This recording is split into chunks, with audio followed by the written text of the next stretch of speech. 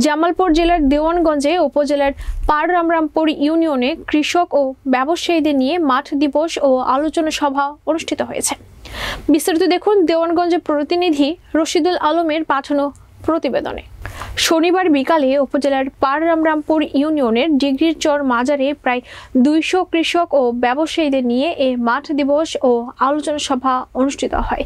অনুষ্ঠানের প্রধান অতিথি হিসেবে উপস্থিত ছিলেন কোম্পানির অপারেশন ম্যানেজার কাজী শরীয়ত।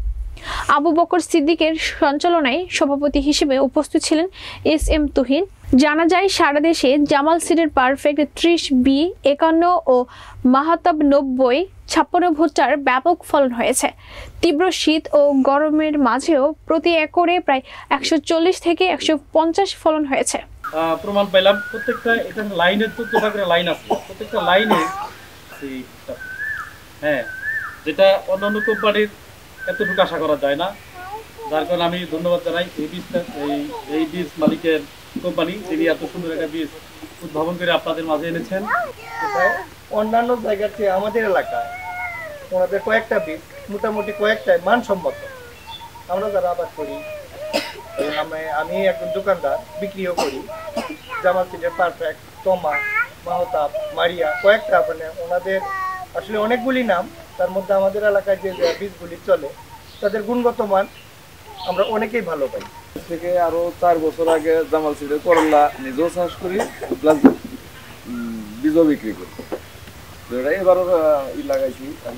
এমন জামাল সিডের এই নবাব 2 করলাটা এত পরিমাণ ফলন হয়েছে যে উঠানের যা দেখা গেছে আধা হাতের মধ্যে 5টা পর্যন্ত করলা পাওয়া গেছে। আমি নিজে মাঠ দিবস করাইছি এরকম ভাবে আধা হাতে 5টা। আমরা এই তুহিন ভাই গত বছর আমরা তুহিন ভাইয়ের এই প্যাকেটটা দিছি যে আপনারা এই তুহিন ভাই আমরা এই প্যাকেটটা বিক্রি করেন, কারণ আমরা এনে যেহেতু পারফেক্টও আছে, আমাদের চ্যাম্পিয়নও আছে, তারপরে তোমা আছে, আমাদের অনেক প্রোডাক্ট আছে আপনারা জানেন। এই প্রোডাক্টের পাশাপাশি আমরা এই মাহাতাবটা দিচ্ছি, যে মাহাতাব 90-56টা আপনার এটা একটা লেটেস্ট আর একটু আমরা আপডেট করে জাত আছে, এই জাতটা আমরা উড়াই দেন। আমরা আমাদের R&D ট্রায়াল করি, তারপরে হচ্ছে সমগ্র বাংলাদেশে আমরা মাল্টি ট্রায়াল করি। ওই ট্রায়াল রিপোর্ট যখন আসে তারপরে আমরা যদি দেখি তাহলে বেটার ফলন আসতেছে, ভাইরাস প্রতিরোধী সব দিক থেকে যখন পারফেক্ট হয় তখন আমরা এটা হচ্ছে মার্কেটে দিই। এই জন্য দেখবেন কি জামাল সিডের কোনো বীজ কৃষক চাষ করে কিন্তু কখনো ক্ষতিগ্রস্ত হয়নি।